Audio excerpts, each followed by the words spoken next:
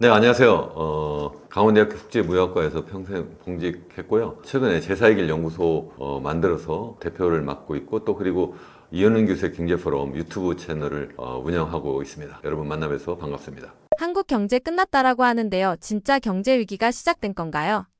제가 최근에 출판한 책 제목이 절대위기 주식회사 대한민국이거든요. 아마 화면에도 나오고 있을 것 같은데 제가 생각할 때는 우리나라 경제는 단순하게 뭐 경기 침체라든가 경기 불황 정도가 아니라 아주 장기적이고 또 구조적으로 지금 위기 상황이다 이렇게 저는 생각을 하고 있어요. 그 위기도 그야말로 절대적인 위기, 그동안 한 번도 겪지 못한 그러한 위기라고 저는 생각을 하거든요. 그 이유는 뭐냐면 우리나라가 그동안 위기라고 하는 것을 한 세 번 내지 네 번 정도 겪었어요. 일단 기억하시는 것만 생각을 해보면 1997년, 98년 IMF 외환위기가 있었죠. 그때 마이너스 4.7% 역성장한 적이 있었는데 그래도 그때는 굉장히 젊었을 때 우리가 위기를 당했고 바로 다음에 플러스 10% 이상 V자형 반등을 했거든요. 그렇게 해서 그 위기를 쉽게 극복을 했었고 그 다음에 2008년, 2009년 글로벌 금융위기 당시에 그때 우리나라도 또 크게 한번 출렁거렸었는데 그래도 그 당시에 우리나라의 경제 성장률은 0.8% 정도 성장을 했고 그 다음에 바로 또 V자형 플러스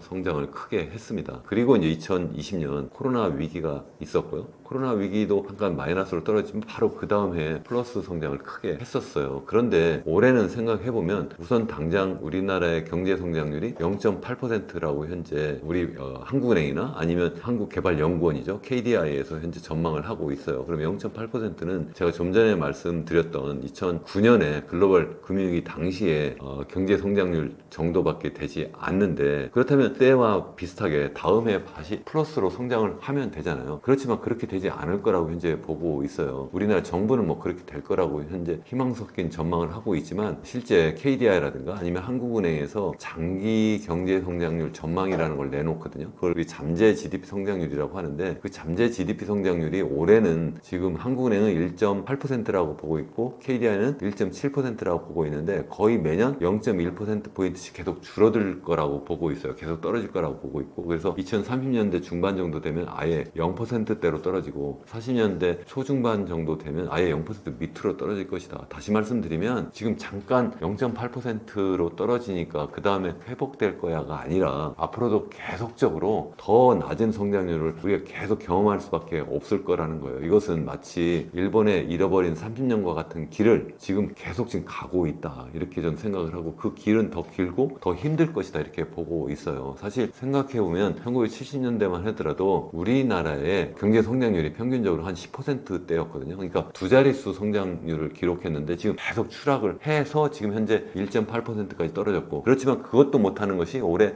실질 GDP 성장률이라고 보는 것이고 앞으로는 계속해서 성장률이 지속적으로 더 떨어질 것이다. 그렇기 때문에 이것은 그야말로 위기 중에서도 정말 대단한 위기고 그래서 저는 제목을 절대 위기다 이렇게 이름을 붙인 거라고 저는 말씀을 드리고 싶습니다. 앞으로 한국이 실제로 경기 침체에 들어갈 가능성이 높다고 보시나요? 이미 실질적으로 경기 침체에 들어간 거죠. 제가 이미 말씀드렸잖아요. 올해 경제 성장률이 0.8% 정도일 거다. 이렇게 한국은행이나 KDA가 공히 전망하고 있다. 이렇게 말씀드렸는데 잠재 성장률보다 떨어지면 더 낮으면 우리가 경기 침체다. 더 아주 심각하면 아예 경기 불황이다. 이렇게 보통 우리가 이야기를 하는데요. 이미 올해 경제 성장률이 0.8%라고 전망을 하는데 잠재 GDP 성장률은 한국은행은 1.8 그리고 KDI는 1.7이라고 봤는데 그것의 절반밖에 되지 않으니까 이미 경기 침체에 이미 들어가 있다 이렇게 볼 수가 있는 거고요. 실제 그 경기 침체냐 할 때 그 경기 침체보다 더 심각한 것을 우리가 경기 불황이라고 이야기를 해요. 경기 불황 상황이다. 저는 이렇게까지도 전 생각을 하고 있습니다. 그게 다시 한번 말씀드리면 앞선 질문과 연결해서 보면 우리나라의 경제 성장률은 장기적으로도 계속 추락하고 있고 단기적으로는 그 장기적으로 추락하는 성장률 그 수준도 지금 하지 못하는 최악의 상태를 현재 올해 맞이하고 있다. 이렇게 말씀을 드릴 수 있겠습니다. 출산율은 세계 최저 이런 구조 속에서 한국 경제 어떻게 성장할 수 있나요? 그러니까 지금 잠재 GDP 성장률이 계속적으로 추락했다고 말씀드렸잖아요. 그 근본 원인을 따져보면 바로 이 출산율이에요. 그것을 이제 풀어서 좀 더 말씀을 드리면 우리나라의 잠재 GDP 성장률이 70년대부터 계속 추락했다고 말씀드렸고 앞으로도 계속 추락한다 이렇게 말씀드렸는데 그 이유가 바로 인구가 고령화되고 있기 때문에 그래서 실질적으로 일할 수 있는 사람은 빠르게 줄어들고 있고 반대로 부양해야 되는 나이 드신 노인층은 굉장히 빠른 속도로 늘어나고 있어요. 그렇기 때문에 당연히 우리나라의 경제 성장률이 떨어질 수밖에 없다 이렇게 말씀을 드리는 것이고 그러면 왜 인구 고령화가 이렇게 빨리 진행되느냐 그것은 바로 우리나라의 합계 출산율이 전 세계에서 가장 낮기 때문에 그래요. 우리가 보통 합계 출산율이라고 하면 가임기 여성이 평생 동안 낳을 수 있는 아이의 숫자 이렇게 이야기를 하는데 그것이 올해는 한 0.75명에서 0.8명 정도 될 거라고 보고 있는데 지난해 0.75명이었고 지난해는 0.72명이었어요.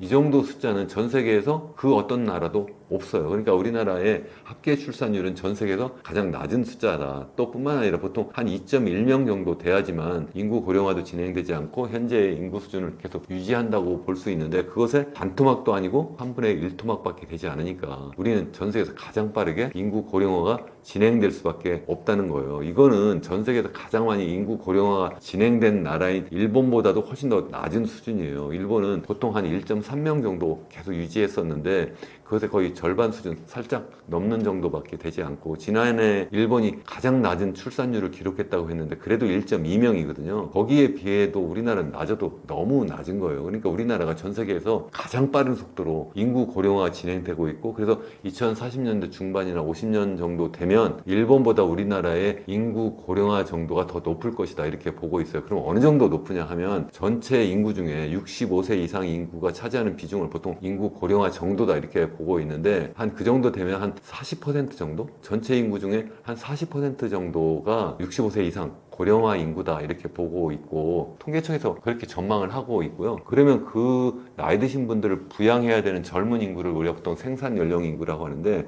15세부터 64세까지의 인구를 보통 이야기를 해요. 그 정도 인구 비중은 한 45% 정도 될 거라고 보고 있어요. 그러니까 무슨 얘기예요? 45명이 40명을 부양한다. 좀 단순하게 말씀을 드리면 10명의 젊은 사람이 10명의 나이 드신 분을 부양해야 된다. 그러니까 얼마나 힘들겠어요. 그러니까 당연히 일할 수 있는 사람은 줄고 그런데 부양해야 될 사람은 많고 그러니까 우리나라는 굉장히 더 빠르게 경기 침체가 될 수밖에 없다. 이런 구조 속에서 성장을 말하는 것은 거의 정말 어불성설이다 저는 이렇게 생각을 해요. 그래도 새 정부 이재명 정부에서는 우리나라의 잠재 GDP 성장률을 3%까지 끌어올리겠다 이렇게 이야기를 하고 있어요. 그렇지만 이 근본적인 인구 고령화 문제를 해결하지 않고는 제가 볼 때는 백약이 무효예요. 단기적으로 잠깐 높일 수는 있어요. 단기적으로 뭐 엄청나게 돈을 지금 많이 풀고 있잖아요. 소비 쿠폰도 풀고 뭐 이렇게 해서 돈을 풀어서 단기적으로는 경제 성장률을 이러한 잠재 GDP 성장률보다 더 빠르게 높일 수는 있지만 그것은 말 그대로 단기적인 것이지 장기적으로는 그 구조적인 문제를 해결하지 않는 한 거의 불가능하다 이렇게 저는 생각을 하고 있습니다. 수도권만 커지고 지방은 사라지고 있는데 앞으로 한국 경제 미래는 서울만 남는 나라가 되는 건가요? 정말 이게 사실은 우리나라의 경제 위기, 절대 위기를 가져오는 또 하나 중요한 원인이에요. 사실 한국은행이 이야기하는 아니면 KDI가 이야기하는 지속적인 잠재 GDP 성장률의 추락은 첫 번째는 제가 좀 전에 말씀드린 전 세계에서 가장 빠른 인구 고령화가 있지만 두 번째는 바로 뭐냐면 우리나라가 미래 먹거리 투자를 하지 않는 거예요. 그럼 어디다 투자하느냐? 거의 건설 투자를 하고 있어요. 그러니까 미래 투자하면 우리가 두 가지 종류가 있거든요. 하나는 건설 투자가 있고 또 하나는 설비 투자와 R&D 투자가 있어요. 근데 사실 우리나라는 GDP에서 보면 이러한 투자가 전체적으로 차지하는 비중이 한 30% 정도 돼요. 이 정도 비교적 높은 편이라고 하는데 그 속으로 다시 나눠보면 건설 투자가 무려 절반이에요. 그러니까 GDP에서 한 15% 정도가 건설 투자인데 이 정도는 또 OECD 국가 중에서 또 가장 높은 수준이에요. 그러니까 우리나라가 너무나 지나치게 건설 투자에 우리나라의 자원을 집어넣고 있다. 그렇게 하면서 무엇을 하고 있느냐면 계속해서 아파트를 때려 짓고 있는 거예요. 그렇게 하면서 계속 집값을 또 띄우기도 해요. 이렇게 되니까 사람들이 또 거기에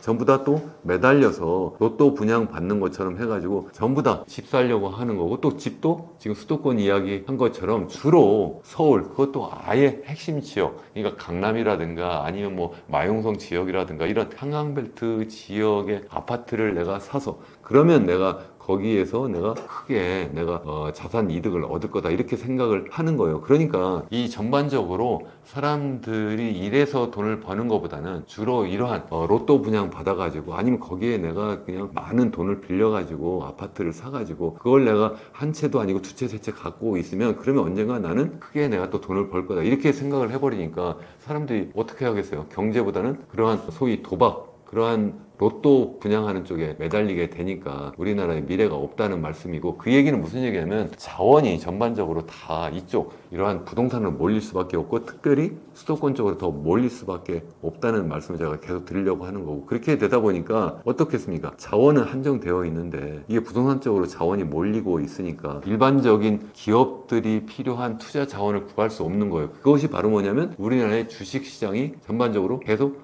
저평가될 수밖에 없는 거예요. 다시 말씀드리면 부동산은 전 세계 OECD 국가와 비교하면 너무나 고평가되어 있고 반대로 주식시장은 너무나 저평가되어 있는 거예요. 그러니까 이재명 정부가 그래서 이것을 좀 돌려보겠다. 그러니까 부동산에 쏠려 있는 자금을 이 주식시장으로 좀 돌려보겠다. 그렇게 하면 전반적인 투자 재원을 구할 수 있어서 미래 목표에 투자도 하고 그래서 좀 우리나라가 경제 성장이 이렇게 좀 경제 성장이 좀 빨라질 수 있지 않겠느냐 이렇게 보고 있는 건데 실제 지금 하고 있는 것은 6.27 대책 이후에 부동산 시장을 어떻게 좀 잠재우려고 하는 정책이 나오지 않으니까 서울 집값은 지금도 계속 오르고 있는 추세예요. 이러한 상태에서 사람들이 보니까 주식시장으로 돈을 옮기려고 하니까 주식시장은 최근에 뭐 세제 개편도 나오고 뭐 상법도 두 번째 개편했는데 그것을 보니까 이게 집값은 올라가는데 반대로 주식시장은 올라갈 것 같지 않거든요. 이렇게 돼버리니까 사람들로 하여금 이 자금을 계속해서 부동산에 묶어두도록 하는 그러한 결과를 가져오고 있다는 거죠. 그래서 지금 굉장히 지금 걱정이다. 특별히 지금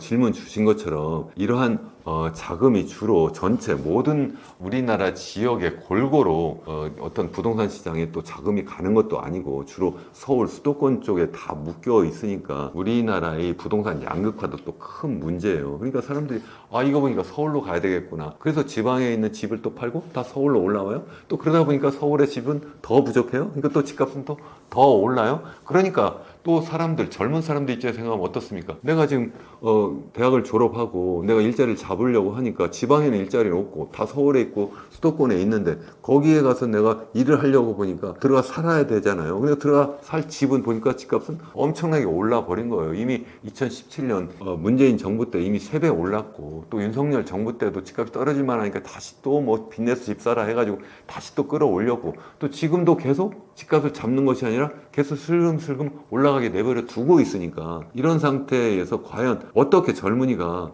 결혼해서 아이를 가질 수 있는 거냐는 거예요. 그래서 이게 연결이 되어 있어요. 우리나라가 너무 지나치게 수도권 중심이고 또 부동산 중심으로 되어 있는 것이 바로 우리나라의 저출산을 불러오고 또 그것이 인구 고령화를 불러오고 또 그래서 우리나라에 굉장히 빠른 속도로 추락하는 잠재 GDP 성장률을 가져왔다. 그것이 바로 우리나라의 경제가 절대 위기 상황으로 가는 그러한 근본적인 원인이다. 이렇게 전 말씀을 드릴 수밖에 없는 거죠. 가장 중요한 해결책은 무엇이라고 생각하시나요?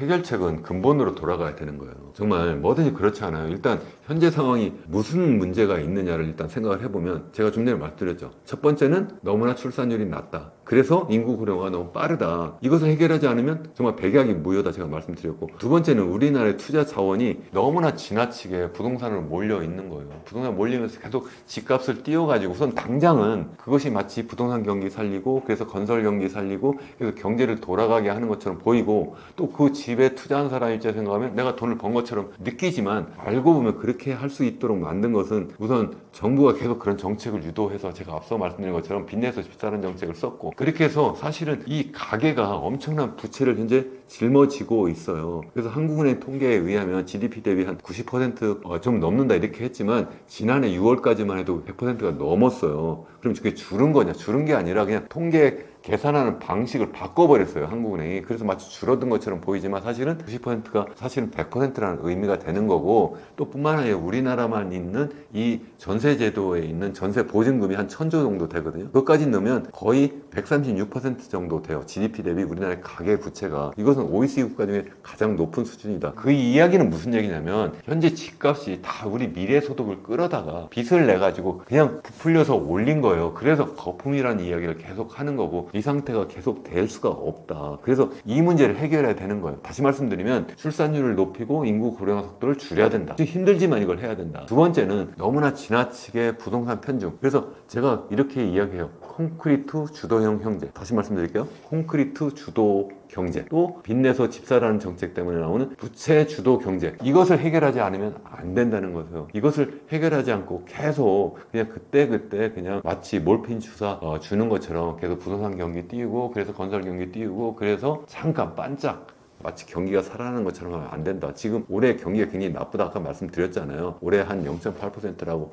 현재 한국은행이나 KDI가 전망하고 있고 또 실질적으로 또 내년에도 어렵고 후년에도 어려울 거다. 그러니까 그냥 계속해서 뭐 부동산 경기나 좀 띄워야 되지. 또 최근에는 뭐 소비 쿠폰이라든가 이런 거 계속 또 정부가 계속 냈잖아요. 그러니까 추경을 편성해서 돈을 풀면 잠깐 반짝해서 경기가 살아날 것처럼 보이지만 이것은 근본 문제를 해결하지 못한다는 거예요. 그래서 그 문제를 정말 해결해야 된다. 저는 그렇게 말씀을 꼭 드리고 싶습니다.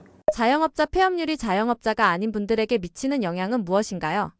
대한민국의 높은 폐업률이 왜 극심한 경제위기로 이어지는 건가요?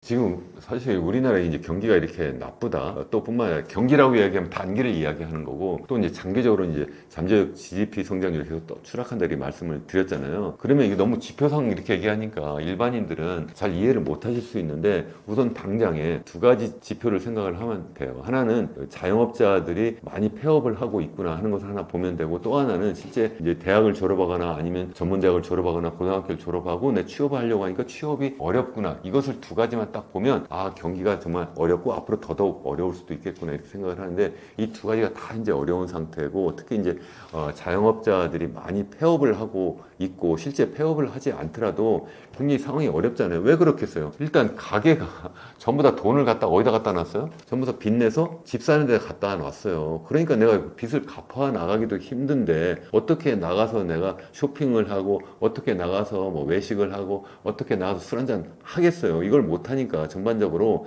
자영업자들이 비즈니스 하기가 힘들고 그러니까 폐업할 수밖에 없고 이게 또 무슨 문제가 나오냐면 이렇게 되니까 실제 그분들이 임대해서 사실 하잖아요. 그러니까 실제 강남까지도 포함해서 지금 이 빌딩들 있잖아요. 그 비즈니스 빌딩들의 상업용 건물들의 지금 경매가 엄청나게 늘어나고 있어요. 그게 무슨 뜻이에요? 우리가 경기가 그만큼 어렵다 하는 그런 뜻을 의미한다. 이렇게 저는 말씀을 드리고 싶습니다. 그러니까 지금 전반적으로 자영업자 폐업률이 앞으로도 계속 더 늘어날 수밖에 없고 그런데 또 실제 경기가 나쁘니까 실제 내가 안정적인 일자리라고 생각했던 내가 월급 노동자로서의 그 삶이 쉽게 또 마감될 수밖에 없어요. 그러니까 일찍 내가 많이 그렇게 하잖아요. 우리 뭐 일부러 뭐 강제로 뭐 자를 수가 없으니까 희망퇴직이라고 해가지고 내가 40대 초반에 내가 그러니까 직장 생활을 이제 그만두고 내가 자영업자로 내가 가야 되는 거예요. 자영업자가 할 수 있는 게 뭐가 있어요? 근데 쉽게 생각할 수 있는 것이 세븐일레븐 같은 이런 편의점을 한다든가 음식점을 한다든가 아니면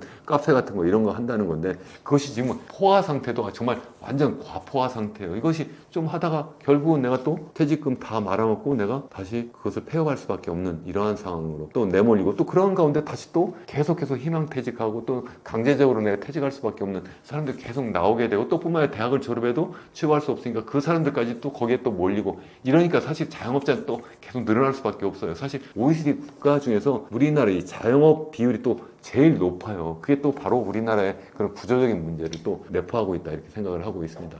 현재 한국의 부동산 시장은 어떤가요? 한국 전체를 놓고 보면 양극화라고 딱 요약을 할 수 있을 것 같아요. 서울 수도권 그리고 나머지 기타 지방 이렇게 나누어서 이미 지방은 전반적으로 주택시장이 굉장히 침체되었고 실제 가격이 많이 하락하고 있는 상태이고요. 지금도 계속 그 진행형이다 이렇게 말씀드릴 수 있고 다만 서울 수도권 특별히 그중에서도 서울 그중에서 특별히 강남 그리고 또 마용성 지역 이런 한강벨트는 아직도 집값이 계속 오르고 있다. 그래서 사실 서울과 기타 지역과 간의 이런 집값의 그 격차가 이것도 OECD 국가 중에서 또 가장 격차가 크다 이런 또 보고서도 제가 최근에 본 적이 있는데 그만큼 우리나라는 너무 지나치게 부동산 시장의 양극화가 굉장히 심화되어 있어요. 그 이유는 제가 나중에 더 말씀을 드리려고 하는데 그렇다면 제가 서울 중심으로 더 말씀을 드려야 될 것 같아요. 서울 집값이 과연 어떻게 될 거냐. 그래서 제가 저의 유튜브 채널 이현은 교수의 경제 포럼에서 제가 최근에 이 부동산 시장을 정말 객관적으로 보는 전문가분들 계속 초청해서 제가 계속 저도 인터뷰를 계속 하고 있어요. 그러면서 계속 저도 현재 부동산 시장이 어떻게 흘러가는지 의견을 지금 판단을 하고 있는데 종합해서 말씀드리면 이런 거예요. 현재 6.27 대책이 있었잖아요. 6.27 딱 이제 한 두 달이 좀 지났는데 6.27 대책은 정확한 이름은 6.27 가계부채 관리 방안이에요. 그래서 가계부채가 너무 많이 증가하니까 그 가계부채를 좀 더 이상 증가하지 않도록 관리하겠다. 그래서 대표적인 대책이 일단 6억 원 이상 부동산 담보대출을 할 수 없다 이거예요. 그래서 그 금액을 딱 정해 놓으니까 일단 거래량이 이제 위축이 되었어요. 거래량은 그래서 적어도 6.27 대책이 나오기 전보다 후에는 지금 한 절반 이하 뭐 3분의 1까지 떨어졌다 이런 통계도 있는데 이렇게 거래량은 많이 줄어들었다. 그러면 가격은 어떠냐? 가격은 한 번도 떨어진 적이 없어요. 서울 강남권이라든가 마용성 지역 최근에는 또 주변부까지 지금 집값이 슬금슬금 올라가고 있다. 다만 그 6.27 대책 전보다는 좀 올라가는 속도가 좀 낮다. 이 정도 말씀을 드릴 수 있는 거고 이거 뭐 가격이 옛날처럼 다시 또 떨어졌거나 그러니까 옛날 적어도 새 정부가 출범하기 전 상황까지 가격이 떨어지진 않고 이미 올라가 있는 상태고 지금도 계속 올라가고 있다. 이렇게 요약해서 말씀을 드릴 수 있겠습니다. 대한민국이 최악의 경기 침체를 맞이한 근본적인 이유가 부동산 때문이라고 볼 수 있나요? 일단 경기는 나쁜데 부동산 그중에서도 서울, 강남, 마용성 뭐 이런 지역의 부동산은 아직도 계속 나홀로 독주하고 있는 거죠. 나는 호황이에요. 계속. 그러니까 경제는 전체적으로 다 나쁘고 또 부동산도 지방은 굉장히 나쁜데 나홀로 강남이나 마용성 지역 이런 정말 사람들이 정말 선호하는 주거 지역의 집값은 계속 올라가고 있다. 굉장히 양극화되어 있는데 이건 정말 구조적인 이유가 있어요. 사실 그 이유는 우리나라의 부동산 세제에 전 있다고 생각하는데 우리나라의 부동산 세제가 어떻게 되어 있느냐면 첫 번째는 이제 크게 보면 두 가지. 하나는 보유세가 있고 또 하나는 거래세가 있어요. 보유세는 우리나라 같은 경우 두 개로 나눠져 있죠. 하나는 재산세가 있고 하나는 종합부동산세가 있는데 이제 거래세는 우리 취득세가 있고 양도소득세가 있는데 어떻게 되어 있느냐면 일단 1가구 1주택의 경우에는 예외적으로 취득세도 그렇고 보유세도 그렇고 또 양도소득세도 그렇고 굉장히 낮아요. 그러니까 어떻게 했어요? 사람들이 지방에 내 여러 채 갖고 있어봤자 이거 세금만 많이 때려 맞는구나. 그러니까 서울에 똘똘한 한 채를 찾아서 가자. 이렇게 되는 거예요. 그러니까 당연히 우리나라 사람들이 얼마나 똑똑합니까? 그러니까 이거는 당연히 지방에 있는 집을 팔으라는 뜻이구나. 그래서 다 팔고 서울로 그것도 강남에 똘똘한 한 채를 찾아서 오는 거예요. 그러면 거기에 와서도 세금을 더 많이 때려 맞으면 되는데 때려 맞지 않고 좀 전에 말씀드린 것처럼 1가구 1주택이라고 해가지고 뭐 취득할 때부터 시작해서 아니 보유할 때 그리고 나중에 양도소득세도 보면 굉장히 저렴하게 정말 예외적으로 세금을 깎아 주거든요. 그러니까 당연히 그렇게 하려고 하고 그게 아니라 하더라도 전반적으로 세금이 어느 정도 수준이냐면 우리나라 같은 경우에는 OECD 국가하고 이렇게 비교해서 볼 때 우리나라 같은 경우에 보유세는 OECD 국가보다 지나치게 낮아요. 반대로 거래세, 그러니까 취득세하고 양도소득세는 또 지나치게 높아요. 어느 정도 높으냐면 우리가 일반적으로 GDP 대비로 부동산 관련한 세입이 얼마나 되느냐 이렇게 비교를 하는데요. 그래서 이제 보유세를 먼저 이렇게 많이 얘기를 해요. 보유세 전체 재산세 우리가 보통 다른 나라는 재산세 하나밖에 없어요. 우리나라는 종합부동산세까지 이렇게 있다 말씀을 드렸는데 그 보유세를 GDP로 나누면 OECD 평균 정도 돼요. 그래서 우리나라 뭐 KDI나 여러 보고서에서 우리나라 보유세는 그렇게 낮은 수준이 아니다. 이 정도면 더 이상 높일 필요 없다. 이렇게 말씀하세요. 정말 이건 어불성설이에요. 왜 그러냐면 우리나라는 집값이 소득 대비 높아도 너무 높은 거예요. 어느 정도 높으냐면 우리가 넘베어라고 대표적으로 많이 전 세계 주요 도시의 소득 대비 집값을 비교하는 그런 사이트가 있는데 우리나라 서울 같은 경우에는 평균적인 소득 대비 가계 소득 대비 주택 가격이 평균적인 주택이 보통 아파트를 기준으로 하는데 아파트 90제곱미터 그러니까 우리나라 보통 3.3으로 나누면 이제 평이 되잖아요. 그래서 국민평형 정도 되는 그런 아파트를 보통 비교를 하는데 비교하면 우리나라는 소득 대비 그러한 국민평형 아파트 값이 27배예요. 이게 27 27년을 그냥 돈 하나도 쓰지 않고 모으면 그 집을 살 수 있다 이런 거예요. 그러면 전 세계에서 가장 비싼 집 하면 떠오르는 데가 뉴욕이잖아요. 뉴욕은 14배밖에 안 돼요. 우리는 거의 2배라는 거예요. 다른 나라들 뭐 런던이라든가 아니면 뭐 다른 나라들 뭐 비싼 나라 모든 나라의 도시를 다 가져와도 우리나라처럼 비싼 데가 하나도 없어요. OECD 국가들 전부 수도를 다 비교를 해보면 제가 다 비교를 해봤는데 평균에 2배 내지 3배 이상 우리나라는 비싸요. 정말 잘못됐다. 그 얘기는 무슨 얘기냐면 그렇게 이미 집값이 소득대 비싼데 그래서 당연히 세금을 어느 정도 세율은 낮아도 당연히 세금을 더 많이 내는 것처럼 보일 수 있다는 거예요. 왜? 소득으로 나눠주니까. 소득 대비 집값이 비싼데 그걸 소득으로 나눠주면 당연히 마치 우리나라도 다른 나라와 비슷하게 지금 재산세를 내는구나, 보유세를 내는구나 이렇게 생각하는데 그게 아니라는 거예요. 그래서 어떻게 비교를 해야 되느냐? 그 집값 대비 세금을 얼마나 내느냐 이렇게 비교를 해야 된다는 거예요. 그렇게 하면 우리나라는 OECD 국가보다도 한 절반 정도밖에 되지 않고 미국에 비교하면 제가 여기 제 책에 제가 자세히 계산해서 보여드렸어요. 뉴욕에 비하면 10분의 1밖에 되지 않아요. 너무 집값은 비싼데 보유세는 너무 낮으니까 사람들이 그런 집을 사가지고 내가 그것도 여러 채 갖고 있어도 상관없는 거 아니야? 이렇게 생각할 수 있는 거고 특히 똘똘한 한 채 갖고 있으면 거의 세금 안 내니까 사람들이 서울로 몰려들 수밖에 없다. 반대로 거래세, 특히 뭐 취득세나 양도소득세 같은 경우 양도소득세를 예를 들어보면 이것은 뭐 3배 이상 이렇게 비싸기 때문에 선뜻 내가 팔고 싶어도 또 팔지도 못하는 거예요. 그래서 제 말씀은 뭐냐면 보유세를 높이고 거래세는 낮춰줘야지만 그래 사람들이 투기하지 않고 그리고 뭐 갭 투자도 하지 않고 또 뿐만 아니라 갖고 있는 집을 내가 양도해서 좀 조그만 집으로 가거나 아니면 좀 교외로 나가서 살 수 있도록 특히 지금 인구 고령화 맞물려서 그렇게 사람들 사는 그 집을 좀 평수도 줄이고 또 교외로 나갈 수 있도록 이렇게 도와드려야 되는데 그걸 할 수 없도록 딱 막아버렸다는 거예요. 그게 큰 문제다. 저는 이렇게 생각을 합니다. 정부의 대출 규제가 부동산 시장에 미칠 영향은 어떻게 보시나요? 정부의 대출 규제가 이제 627 가계부채 관리 방안이라고 제가 말씀을 드렸는데 단기적으로는 어느 정도 집값을 잡는데 효과가 있다 이렇게 일단 많은 사람들이 보고 있어요. 그렇지만 제가 좀 전에 말씀드린 것처럼 집값을 잡지도 못했다. 아직도 서울 같은 경우에는 슬금슬금 계속 올라가고 있고 지금 그것이 지역이 더 확산되고 있고 가장 최근 한국 부동산원 같은 통계를 내는 기관의 그 자료에 의하면 최근에는 그 상승률이 다시 또 높아지고 있다 이렇게 나오고 있고 또 지역도 더 확산되고 있다 이렇게 나오고 있어요. 그러니까 지금 효과가 거의 없는 거 아니냐 이렇게 볼 수밖에 없는 거고 이것을 또 계속 할 수도 없는 것이 이것은 그야말로 거래를 그냥 옥죄는 거거든요. 그러니까 갑자기 막 불이 막 붙은 거예요. 서울에서 막 집값이 엄청나게 빠른 속도로 막 올라가니까 이건 안 되겠구나 하니까 우선 당장에 소방차가 와서 물을 확 부어버린 거예요. 그 상태에서 지금 갑자기 사람들이 거래가 위축이 됐고 그런 가운데에서 그래도 앞으로 뭐 이거 계속 못하겠구나. 그러니까 결국은 집값이 슬금슬금 올라가는 상태인데 이걸 계속 유지할 수가 없는 상태다. 이렇게 전 요약해서 말씀드릴 수가 있고 또 한 가지는 대출 규제를 했다고 해도 완전히 한 것도 아니에요. 이미 뭐 지난 정부 시절에 2022년이죠. 그때 하반기에 집값이 빠르게 빠지기 시작을 했었어요. 서울 중심으로 이야기를 해도 거의 한 30% 정도 최고가에서 집값이 떨어졌거든요. 그랬는데 정부에서 정책금융이라는 이름으로 해서 2023년부터 또 24년 또 지금까지 계속해서 뭐 신생아 특례대출, 지금은 신생아 특례대출이고 그전에는 특례보금자리론이라고 하는 그런 이름으로 해서 계속 저리로 돈을 빌려줘서 사람들로 하여금 집을 사도록 만든 거예요. 그렇게 해서 뭐 미분양도 해결하고 또 부동산 PF 문제도 해결하겠다. 또 그러면서 마치 젊은 사람 도와주겠다 이렇게 했는데 사실 정부가 아예 빚내서 집 사라는 정책을 본격적으로 계속 쓴 거고 그러니까 지금도 계속 살아있다 제가 말씀드렸잖아요. 정부가 627 대책으로 해서 대출 규제를 한다고 하지만 아직도 지금 말씀드린 그러한 정책 대출이 그대로 다 살아있어요. 조금도 규모도 줄어들지 않고 있는 상태다. 그러니까 이건 사실은 정부의 대출 규제를 제대로 하고 있지도 않다. 그러니까 사람들이 집값은 앞으로도 계속 올라가겠네? 이렇게 생각할 수밖에 없다는 거죠. 이제 서울에서 내 집 마련은 사실상 불가능해진 건가요? 정말 불가능한 상태가 된 것이 아닌가 저는 그렇게 생각을 해요. 이미 뭐 제가 좀 전에 말씀드린 것처럼 국민평형이라고 이야기하는 뭐 90제곱미터짜리의 아파트, 보통 방 3개짜리죠.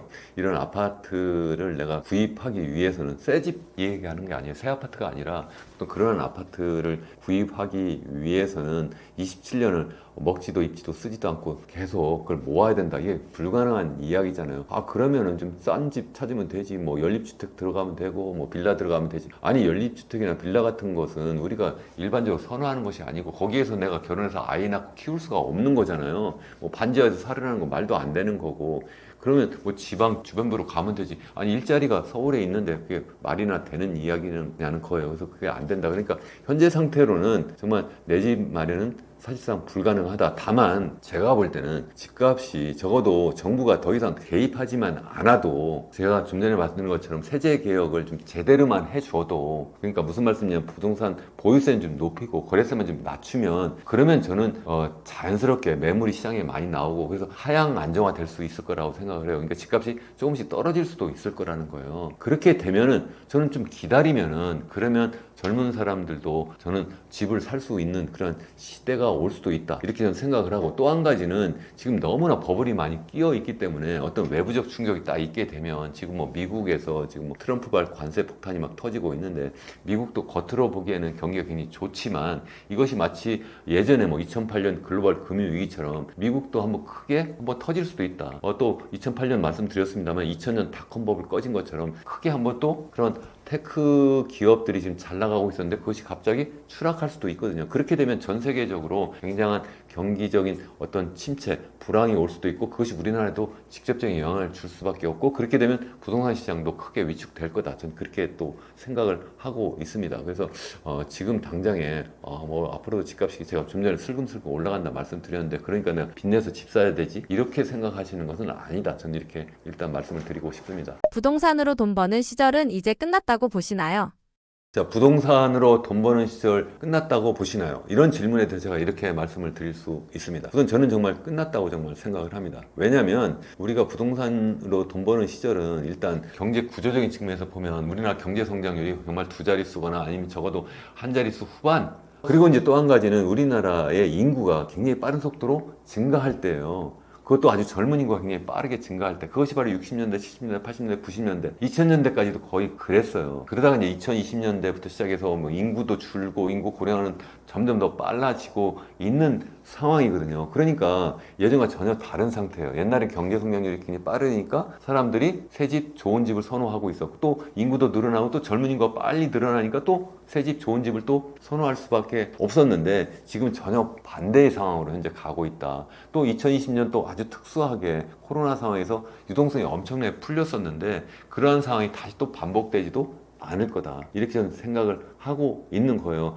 그런데 지금 억지로 지금 끌고 가고 있는 것이 바로 정부가 부동산 경기를 꺼트리지 않으려고 계속해서 정부가 빚내서 집 사는 정책을 계속 해온 건데, 이것이 저는 이제 더 이상 갈 수가 없다. 이미 정부도 그렇게 알고 있고 정치권도 그렇게 알고 있고 또 일반인들도 많이 느끼고 있다고 생각을 해요. 이미 가계부채는 정말 너무 많이 증가했고, 이것이 이제는 우리나라 경제의 발목을 잡고 있다, 제가 계속해서 말씀을 드리고 있잖아요. 그리고 발목을 잡고 있어서 이렇게 하다 보면 우리나라 경제 성장률 더 추락할 거고, 정말 일본의 잃어버린 30년, 40년을 우리는 갈 수밖에 없다, 이렇게 되기 때문에, 그것이 아니라도 또 어느 순간 또 폭탄이 확 터질 수도 있기 때문에 이걸 관리를 해야 되겠다. 그러니까 적어도 지금보다 늘어나지 않게 하겠다. 그 이야기는 무슨 얘기예요?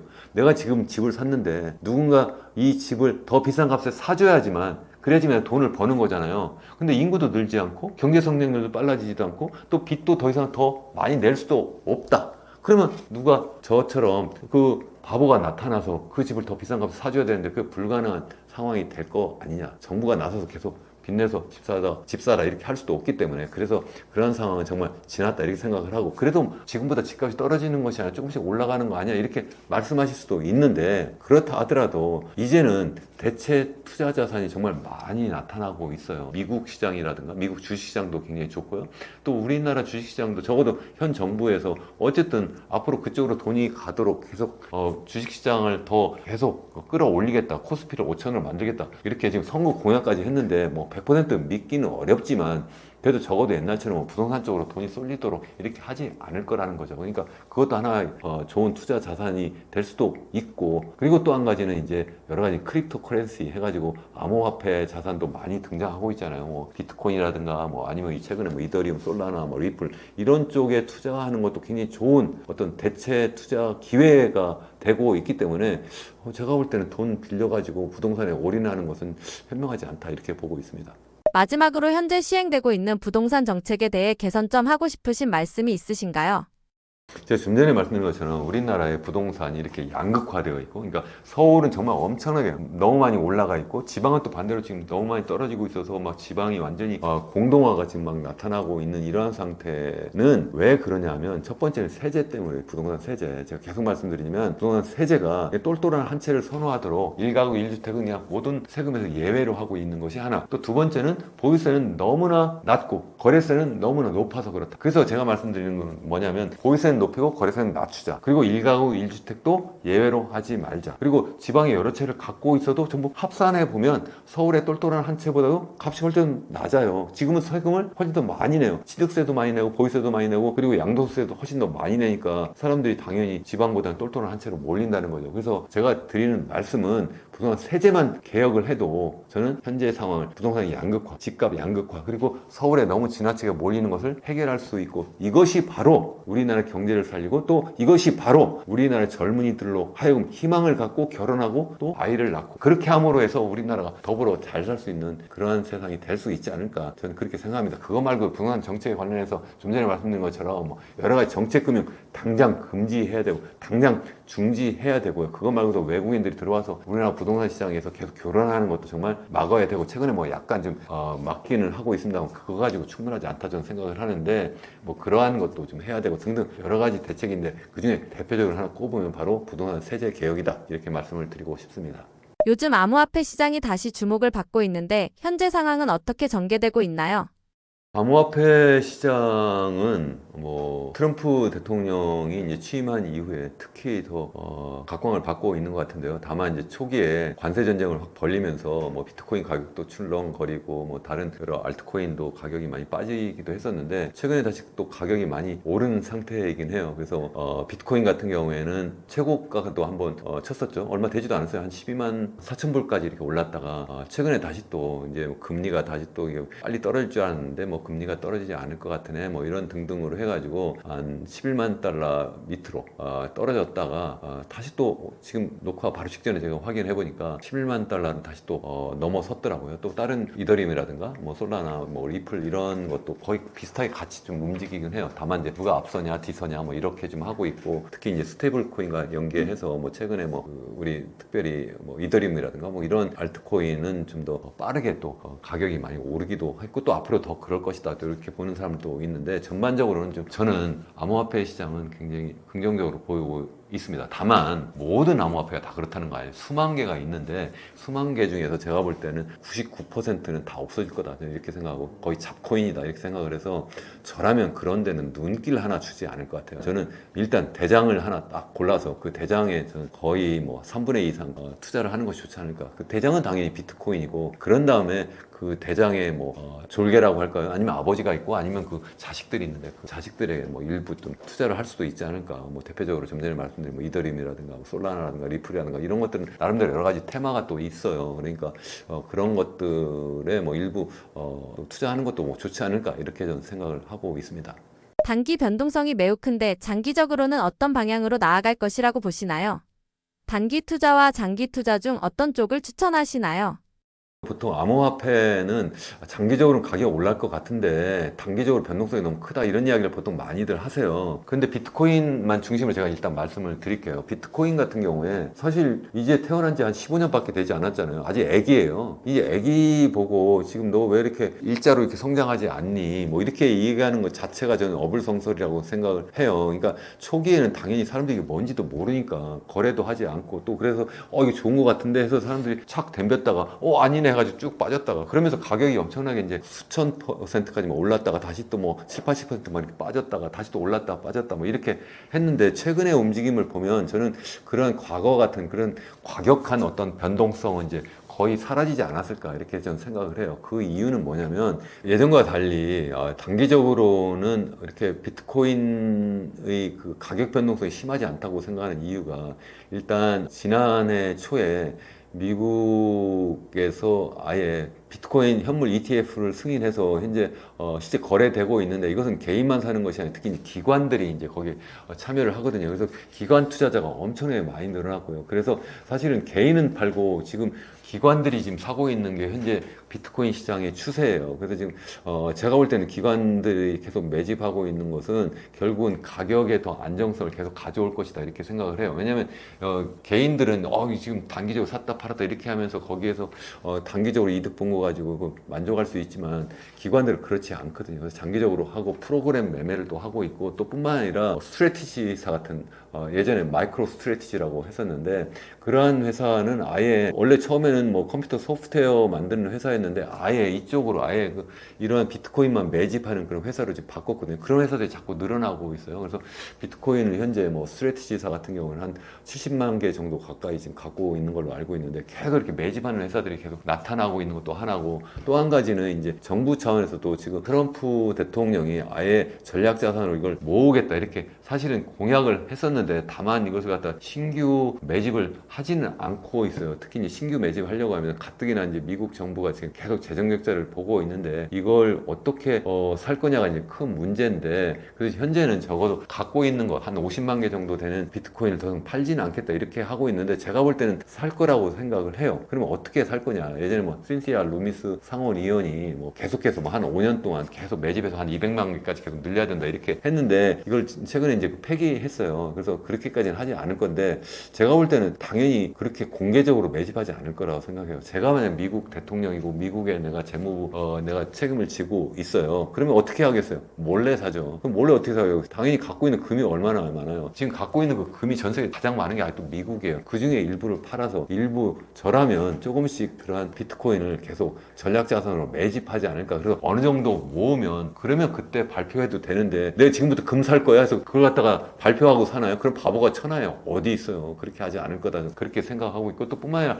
다른 나라들도 비슷한 추세로 가지 않을까. 뭐 기관 투자자도 좀 더 늘어날 거고 또 기업들도 좀 더 할 거고 우리나라 같은 경우는 기업은 아예 코인 같은 거 살 수 없도록 이렇게 또 막아놨기 저는 그걸 못 하는데 그것도 결국 풀 수밖에 없다 이렇게 생각을 하고 또 뿐만 아니라 국가도 생각해보면 전략자산이라는 게 뭐냐면 우리나라 같은 경우는 그게 바로 뭐냐면 우리나라가 갖고 있는 전략자산 첫 번째 금, 달러 이런 거잖아요. 그게 바로 우리나라 뭐라고 하냐면 외환 보유고라고 하는 거예요. 그게 미국 같은 것은 이제 외환이 아니잖아요. 자기네 나라 달러가 바로 기축통화니까 외환을 모으는 것이 아니라 금을 모으고 그 다음에 모으는 것이 보통 전략자산으로 원유거든요. 그런 거 비축을 하는 거죠. 우리나라도 원유도 하나 비축을 하고 있는 전략자산 중에 하나이긴 한데 거기에 이제 이러한 비트코인도 전략자산으로 들어갈 수 있다 이렇게 생각을 하는 거고 그것이 이제 가격이 신시아 루미스 의원 같은 경우에는 뭐 적어도 10년이면 한 10배 정도 오르지 않을까. 10배 10년 오르면 그러면 다시 또 20년 되면 몇 배 오르겠어요. 그런 걸 계속 생각해보면 기하급수적으로 늘어나기 때문에 그러면 미국의 그 천문학적인 그 정부 정부 부채가 현재 지금 한 GDP 대비로 보면 이게 지금 한 120%가 넘는다 뭐 이렇게 지금 하고 있는데 뭐 그것을 나중에 갚을 수 있는 여력도 있지 않을까. 그것이 결국 미국의 달러 패권을 더 강화하는 것이 아닌가 뭐 이렇게 지금 보고 있는데 말이 좀 많이 좀 길어졌습니다만 제 말씀은 그렇게 지금 기관이 참여하고 있고 기업들이 참여하고 있고 각국 정부가 참여하고 있는 상황에서 예전처럼 이렇게 가격이 크게 변동하지 않을 거다. 그렇기 때문에 저는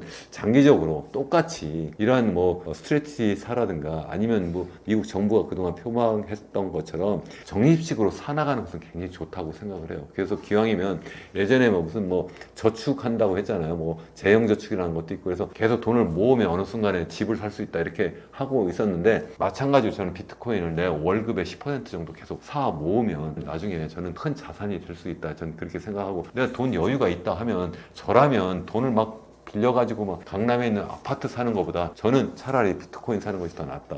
그렇다고 해서 저는 빚내서 집 사는 것도 반대지만 빚내서 비트코인 사라 그런 의미는 아니지만 적어도 자금의 여유가 있으면 그렇게 하는 것이 좋다 이렇게 생각을 하고 다만 이제 단기적으로 그렇다고 해서 전혀 움직임이 없는 것은 아니에요. 그래서 거시경제 상황을 잘 이해를 해야 된다. 특히 미국 같은 경우에 이제 통화 정책이 어떻게 움직이냐 굉장히 중요하거든요. 왜냐하면 이 비트코인 가격이 움직이는 건 크게 두 가지 요인이에요. 하나는 실질 수요. 제가 좀 전에 말씀드렸잖아요. 이렇게 뭐 기관이 참여하고 기업들이 참여하고 그리고 정부가 계속 이걸 사 모으려고 하는 것이 이제 실질적인 수요가 증가하는 거고 또 하나는 뭐냐면 뭐냐면 명목 수요가 있어요. 그게 뭐냐면 통화량이 증가하는 거, 유동성이 증가하는 거거든요. 그건 결국은 기준금리를 낮추면 증가하는 거기 때문에 기준금리가 과연 어떻게 낮아지는가 이것을 잘 보시면 굉장히 여러분들 단기적으로도 대응할 수도 있다 생각하는데 저는 기왕이면 단기는 하지 않는 것이 좋다고 생각을 해요. 저도 그냥 장기적으로 그냥 갖고 그냥 계속 가고 있어요. 그래도 꼭 해보고 싶다면 미국의 통화 정책을 보는 것이 좋지 않을까 이렇게 생각을 하고 저는 제가 좀 전에 비트코인 가격을 미국 달러로 표시해서 말씀을 드리고 있잖아요. 우리는 뭐 업비트에 제가 갖고 있는 것도 있고 뭐 미국 바이낸스에 갖고 있는 것도 있어요. 그렇지만 저는 우리 원화로는 걔가 어떻게 가격 움직이는지는 아예 보지도 않아요. 왜냐면 우리나라에서 사람들이 사고 파는 것 때문에 이 비트코인 가격이 움직이는 것이 아니라 전 세계에서 사람들이 사고 파는 것 가지고 그 가격이 움직이는 거거든요. 그래서 달러로 표시된 비트코인 가격을 잘 보시는 것이 좋다. 저는 이렇게 생각을 하고 있습니다. 결국 비트코인일 수밖에 없는 이유, 단순한 투자를 넘어서 경제와 사회를 바꾸는 혁명이 되는 이유는 무엇인가요?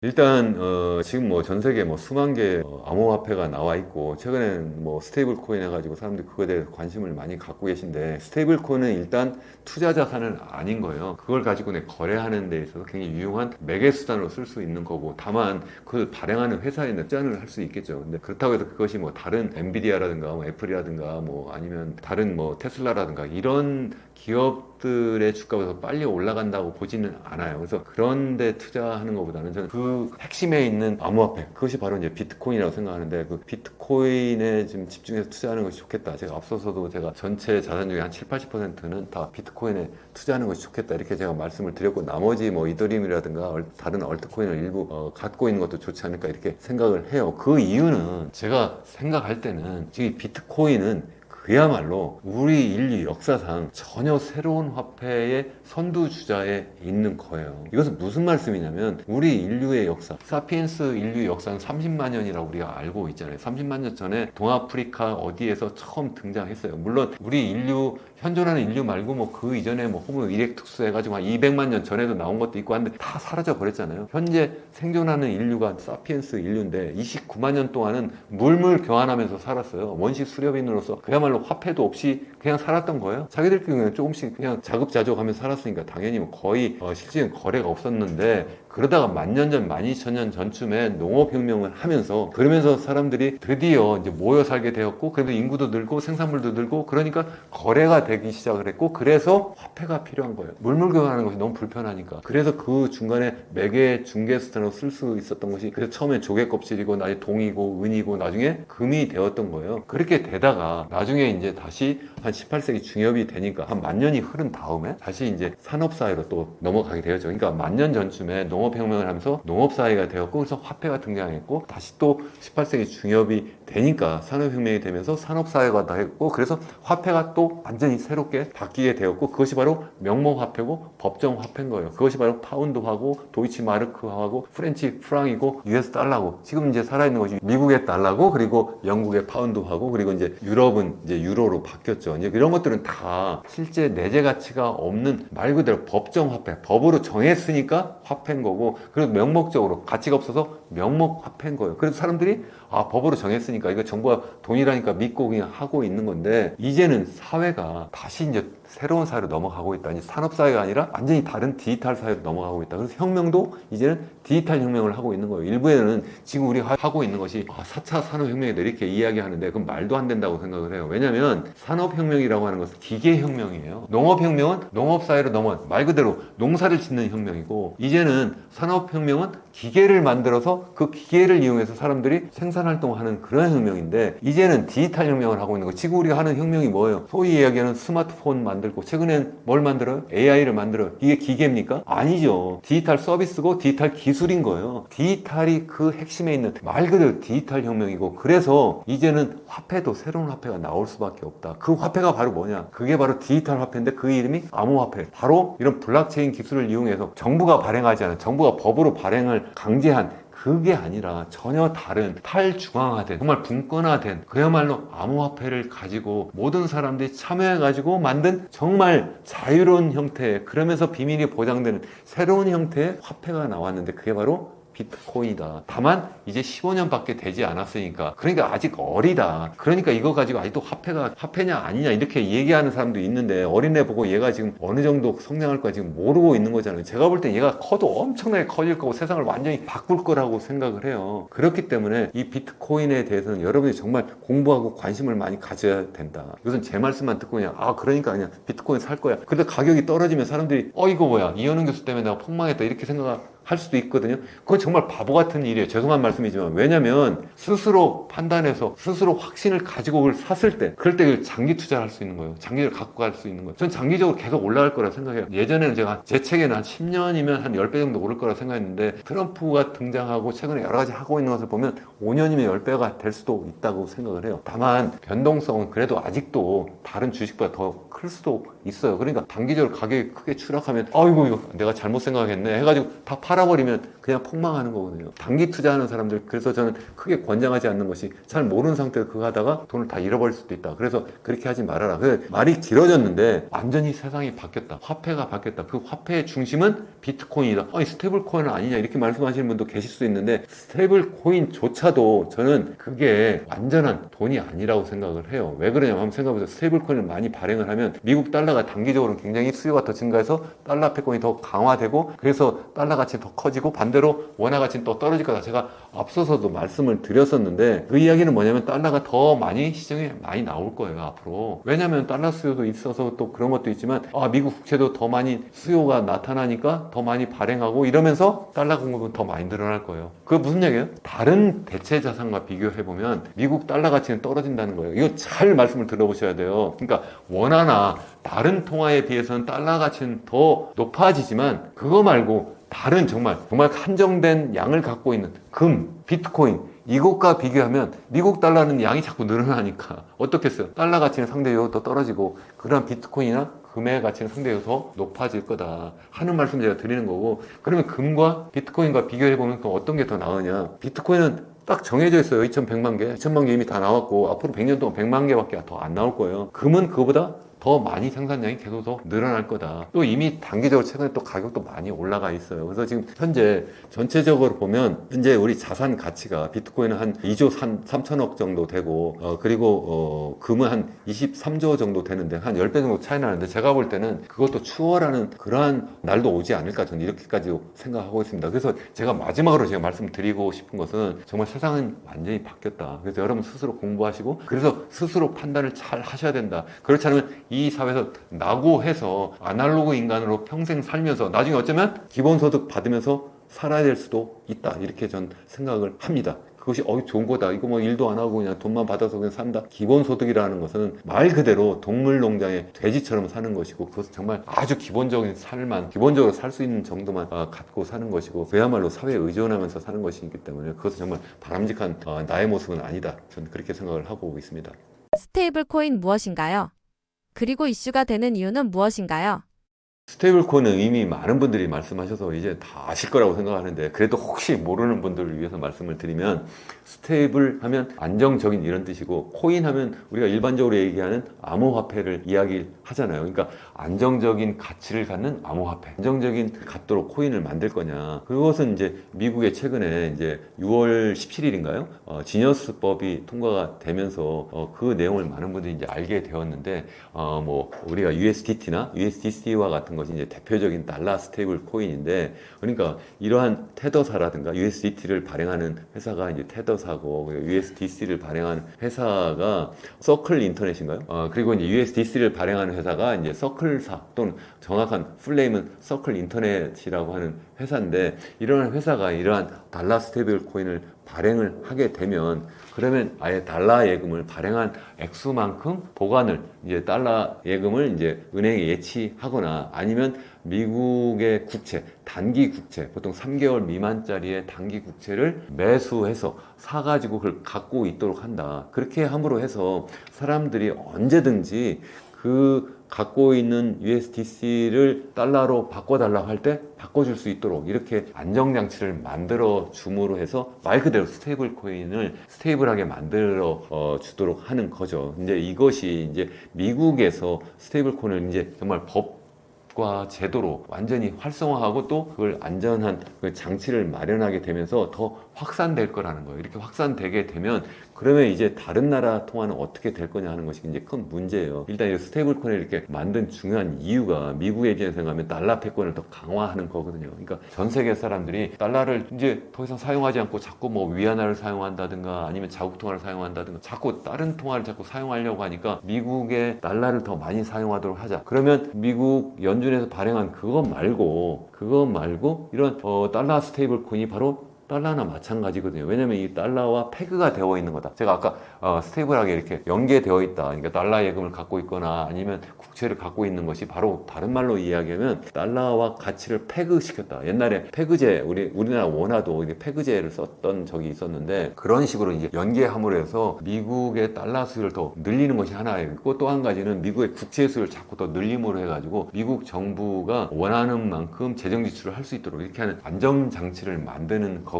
근데 이렇게 함으로 해가지고 다른 나라 입장에서 생각하면 미국 달러 스테이블 코인을 더 많이 사용하게 되고 그 얘기는 자국 통화 수요가 줄어들게 되는 거예요. 그것을 더 극단적으로 말씀드리면 각국의 그러니까 기축통화가 아닌 우리나라와 같은 나라 입장에서 생각하면 우리나라의 통화주권, 원화권을 잃어버리는 상황까지 갈 수가 있는 거예요. 그러니까 우리나라 원화에 대한 수요가 자꾸 줄어들게 되고 달러 수요는 자꾸 늘어나게 되고 그래서 아마 환율도 우리나라 원화 가치는 떨어지고 그러니까 미국 달러 가치는 높아지니까 환율이 더 올라갈 수도 있지 않을까 저는 이런 생각까지도 하는데요. 이런 상황에서 과연 어떻게 그러한 통화 주권을 과연 보호할 거냐, 계속 유지할 수 있을 거냐 이것이 굉장히 큰 문제다. 저는 이렇게 생각을 하고 있습니다.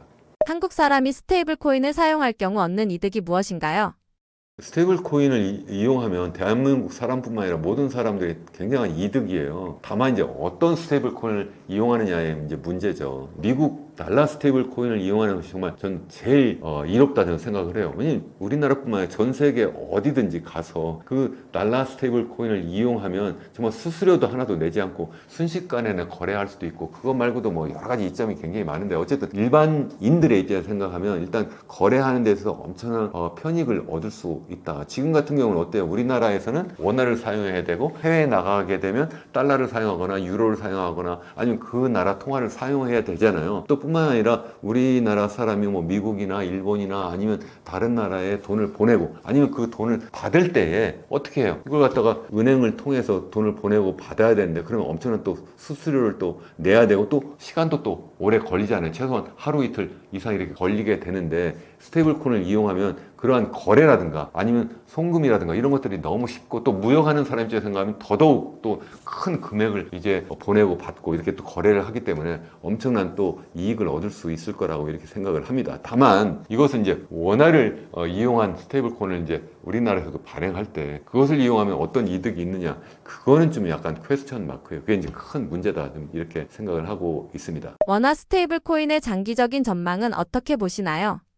원화 스테이블 코인은 우리나라는 아직도 만들지도 않고 있고 지금 만들려고 지금 논의하고 있는 단계 정도예요. 그럼 원화 스테이블 코인이라는 게 결국 뭐예요? 지금 미국 달러 스테이블 코인을 생각을 해보면 이런 거죠. 그러니까 우리나라 원화와 연계된 패그된 그런 스테이블 코인을 만든다 이렇게 이해를 하는 거잖아요. 또 표시도 당연히 원화로 되는 거죠. 뭐 예를 들어서 뭐 지금 USDT, USDC 하면 이제 달러 스테이블 코인이 되니까 우리가 쉽게 얘기해서 뭐 K 스테이블 코인이라고 해요. K 스테이블 코인 하면 한 개 K 스테이블 코인은 뭐 이론과 이렇게 뭐 태그가 되어 있다 이렇게 될 수가 있는 건데 그러면 그 발행한 양만큼 말 그대로 원화 예금을 하거나 아니면 우리나라 정부가 발행한 국채를 단기 국채를 보유하고 있으면 가치가 나름대로 우리 원화와 패그가 되는 거잖아요. 연계가 되는 건데 그렇게 했을 때 우리나라 사람들이 굳이 이걸 왜 써야 되지 이렇게 생각할 수밖에 없다는 거죠. 뭐 스마트폰만 들고 다녀도 어디서든 결제가 다 되고 뭐 카드만 사용해도 되고 이미 현금을 갖고 다니지 않는 상태인데 우리나라 사람들이 과연 이걸 얼마 쓸까 이렇게 생각할 수 있고 더군다나 달러 스테이블 코인이라는 것이 이미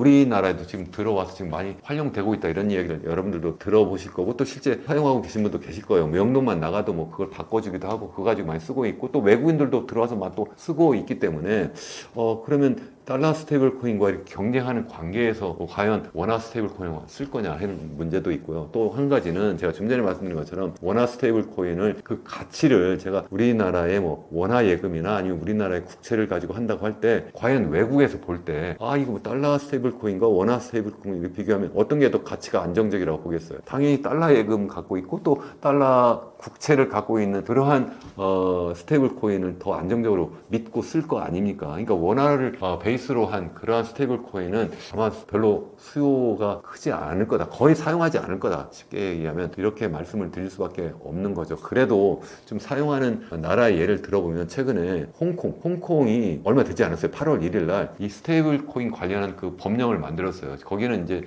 중국의 일부기 때문에 조례라고 해서 법이 아니라 조례로 이제 만들었는데 거기서 만들어가지고 홍콩 달러와 연계해서도 하고 또 거기는 미국 달러 페그가 되어 있어요. 홍콩 달러는 완전히 그래서 이제 교환 비율이 정해져 있는데 그래서 홍콩 같은 경우에는 홍콩 달러 스테이블 코인도 할 수 있고 또 미국 달러 스테이블 코인도 거기서 만들 수도 있어요. 그 이야기는 뭐냐면 위안화 중국의 일부잖아요. 그래서 중국 본토에서는 중국 정부는 적어도 이런 스테이블 코인을 공짜로 만들겠다 하지 않고 있고 또 다른 여러 가지 뭐 암호화폐도 거래하지 못하도록 이렇게 막아놓고 오직 CBDC 중앙은행이 발행하는 그런 센트럴뱅크 디지털 커런시만 앞으로 더 적극적으로 활용하겠다 하지만 거기에서 예외적으로 홍콩에서는 지금 스테이블 코인을 지금 하도록 하고 있고 또 그것 말고도 여러 가지 암호화폐를 지금 활용하도록 사고 거래할 수 있도록 이렇게 지금 하고 있는데 거기에서 위안화 표시 스테이블 코인도 나오지 않을까 현재 전 생각을 하고 있고 더 극단적으로 보면 거기에서 위안화가 아니라 한국 원화 표시 스테이블 코인도 만들 수도 있는 거예요. 이론적으로는. 그러니까 다만 그것과 이제 페그가 되어 있는 것은 그러니까 원화로 표시는 되지만 좀 더 가치를 안정적으로 하기 위해서는 거기에서 뭐 홍콩 달러 일부 또 그리고 또 금 일부 또 비트코인 일부 또 일부 미국 달러 일부를 하나의 가치 보장 수단으로 갖고 있도록 이렇게 하지 않을까 이렇게 생각을 하는데 그 이야기는 뭐냐면 우리나라 내에서 우리나라 정부가 뭐 허용하든 안 하든 외국에서 우리나라 원화 표시 스테이블 코인도 나올 수 있다 이렇게 저는 생각을 하고 있습니다. 그런데 여기에서 지금 우리나라는 너무나 지금 보수적으로 한국은행 같은 경우에는 이거 지금 점진적으로 좀 하시죠. 그것도 이거 발행하는 주체를 은행에 국한하시죠. 지금 이렇게 하고 있는데 정말 너무나 속도가 늦어도 너무 늦다. 다른 나라에서 다 하고 있는데 우리나라는 지금 어떻게 할 거냐. 이게 제가 볼 때는 일단 규정 만들어 놓는데 그 규정이 좀 기왕이면 굉장히 진취적으로 좀 만들어야 되고 그런 다음에 정말 이런 IT 기업까지 포함해서 정말 혁신적인 기업들이 나서서 막 하게 되면 나름대로 수요처도 만들어낼 수 있잖아요. 자기들 돈을 벌어야 되니까 그렇게 하도록 좀 시장을 열어줘야 되지 않을까 저는 그렇게 생각을 하고 있습니다. 원화 및 원화 스테이블 코인에 대해 과하게 보수적인 한국은행의 입장에 대해서 비판의 목소리가 많은데요. 어떻게 보시나요?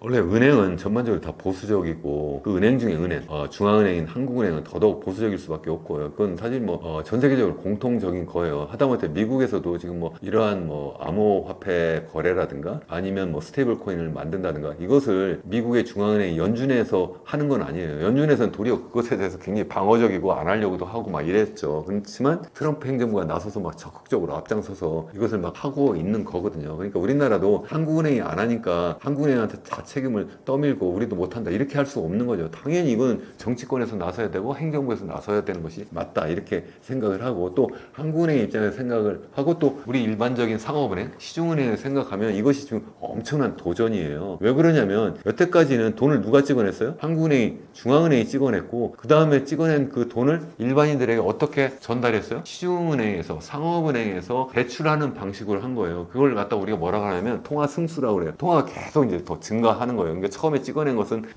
50조였는데 이것이 나중에 시중에서 유통되는 것은 500조가 되는 그 이유가 이제 시중은행에 거기서 돈을 빌려주고 또 그 돈을 빌려간 사람이 또 다른 은행에 예금하니까 또 그 은행은 또 다시 또 돈을 또 빌려주고 이러면서 계속 통화 승수가 통화 증발이 계속 일어나는 거거든요. 그런데 이게 이제는 이런 스테이블 코인이 일상화되고 다른 기업들도 막 만들어내면 돈을 이제 한국은행이 찍어내는 것이 아니고 또 상업은행이 계속 더 증가시키는 것이 아니라 이러한 일반적인 기업들이 막 하게 되는 거거든요. 그러니까 앞으로 중앙은행의 역할이 굉장히 위축될 수밖에 없고 또 상업은행은 더더욱 위축될 수밖에 없고 어쩌면 상업은행은 정말 위축되는 정도가 아니라 없어질 수도 있다. 저는 이렇게 생각을 해요. 이건 왜 그러냐면 이것은 스테이블 코인 플러스에서 비트코인이라든가 이런 다른 여러 가지 이제 암호화폐가 있잖아요. 이런 암호화폐 가지고도 또 사람들이 거래를 하기 때문에 그러면 굳이 왜 우리가 상업은행을 통해서 그런 뭐 돈을 보내고 받는 것뿐만 아니라 거기에서 뭐 돈을 빌리고 받고 뭐 이런 거 굳이 거기서 할 필요가 없어질 수도 있다는 거죠. 그러니까 거기서 방어적으로 자꾸 막을 수밖에 없다. 이렇게 저는 생각을 하고 그래서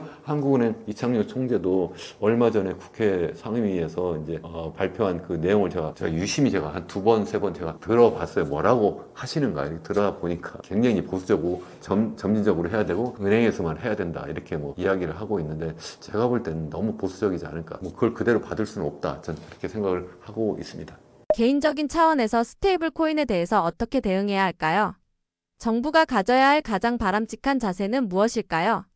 우리나라 정부는 제가 좀 전에 말씀드린 것처럼 이거는 뭐 선택의 여지가 없어요. 어쨌든 그냥 할 수 있도록 시장을 열어줘야 된다. 저는 이렇게 생각을 해요. 우리가 하든 안 하든, 그러니까 정부가 뭐 하라 하든 말라 하든 외국에서 먼저 할 수도 있는 거예요. 제가 앞서 제가 홍콩 예를 들어드렸는데 홍콩뿐만 아니라 지금 싱가폴도 그렇고 일본도 그렇고 이미 EU 지역도 그렇고 다 지금 이런 스테이블 코인 관련한 법을 만들어서 시행하고 있고 지금 준비도 하고 있고 또 많은 나라들 그렇게 할 거예요. 그러니까 그러한 관련 법을 좀 만들어주는 것은 굉장히 필요해요. 왜냐하면 그냥 내버려만 두면 외국에서 그냥 마음대로 막 하기 때문에 거기에 끌려갈 수도 있고 또 뿐만 아니라 그런 규정, 법이 없는 상태에서 그냥 하게 되면 잘못하면 많은 사람들이 피해를 입을 수도 있거든요. 가치가 안정되지도 않는데 마치 안정된 것처럼 막 옛날 뭐 루나 사태도 있고 막 그렇잖아요. 이제 그러한 문제를 미연에 방지하기 위해서도 당연히 그런 어떤 법제화하는 것이 정말 필요하다 이렇게 생각을 하는데 그것을 기왕이면 좀 적극적으로 진취적으로 하는 것이 좋겠다 이렇게 생각을 하고 그런 다음에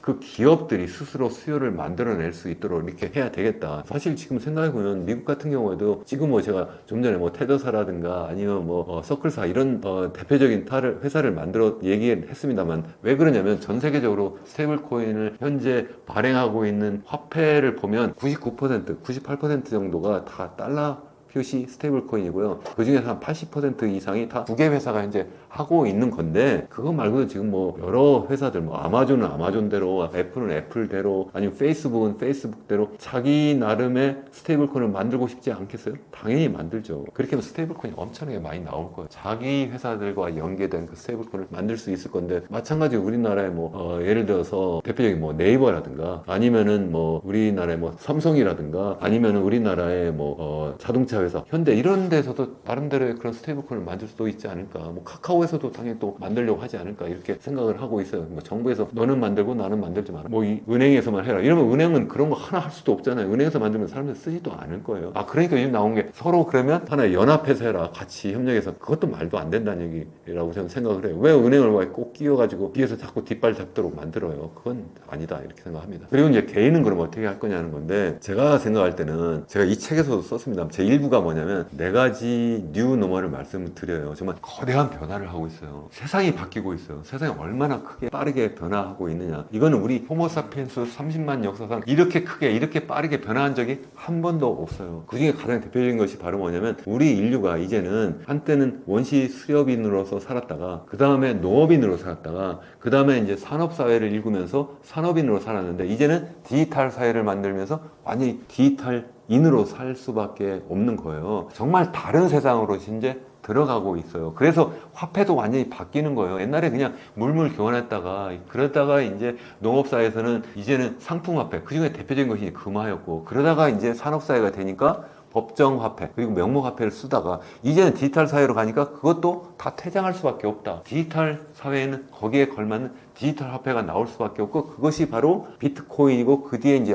여러 아류가 있고 그리고 최근에 스테이블 코인까지 나오고 있다. 그런 큰 그림을 여러분들이 정말 이해를 하셔야 된다 하는 말씀을 제가 꼭 드리고 싶고 이것은 제가 잠깐 여기서 말씀드려도 되지도 않고 공부를 정말 많이 하셔야 된다. 그렇지 않으면 이 사회에서 여러분들이 뒤처질 수밖에 없어요. 그래서 제가 거기에 제가 4가지 뉴노멀 중에 첫 번째가 디지털 사회고 두 번째가 노인 사회. 제가 노인 이야기도 많이 하고 그래서 인구 고령화가 정말 세상을 바꾼다 이런 얘기하고 이 두 개와 맞물려서 양극화 사회를 말씀을 드리고 있고 네 번째가 이제 기후 위기인데 그 양극화 사회가 바로 디지털 사회로 넘어가는 것과 굉장히 긴밀한 연관이 있어요. 그래서 이걸 정말 공부하지 않고 거기에 적극적으로 내가 참여하지 않으면 나는 오래 살기는 살지만 아날로그 인간으로서 정말 뒤처지는, 정말 처지는, 그래서 정말 이 사회에 의존해서 살 수밖에 없는 그런 세상을 살 수밖에 없다. 그래서 정말 공부를 많이 하셔야 된다. 제가 제 책 선전한 것처럼 됐습니다만 제 책 안 보셔도 되는데 다른 책이라도 많이 보시고 많은 사람들로부터 많은 의견을 좀 들으면서 스스로 공부하면서 나도 새롭게 성장해 나가야 된다, 이렇게 생각하고 있습니다. 끝까지 저와 함께 시간 해주셔서 정말 감사하고요. 제가 이 짧은 시간에 정말 제가 드리고 싶은 말씀이 너무너무 많은데 다 못해서 정말 너무 속상합니다. 그래서 다음에 또 한번 불러주시면 여기 또 나와서 여러분들께 말씀 또 드리겠지만, 기왕이면 제 채널에도 좀 방문하셔가지고 이현웅 교수 경제포럼, 거기서 제가 더 자세히 여러 가지 자료를 가지고 말씀을 좀 드리고 있거든요. 그래서 오셔가지고 기왕이면 공부도 좀 함께 하시고 또 함께 사회도 좀 바꿔 나갔으면 좋겠어요. 제가 거기에서 많이 말씀드리는 것이 지금 말씀드린 뭐 비트코인이나 아니면 뭐 여러 가지 뭐 얼트코인, 특히 스테이블 코인 말씀도 하고 또 부동산과 관련 말씀도 좀 많이 드리고 있고, 또 세계 경제 어떻게 돌아가고 있는지도 많이 말씀드리고, 또 우리나라 경제가 왜 이 모양 이 꼴인지 앞으로 어떻게 되는지 이런 말씀도 많이 드리고 있는데, 함께 여러분들이 경제 포럼답게 함께 의견을 나누면서 함께 사회를 바꿔나가면 좋겠다, 이렇게 생각을 저는 하고 있습니다. 기왕이면 또 책도 읽어봐 주시면 더더욱 감사하겠습니다. 여러분 감사합니다.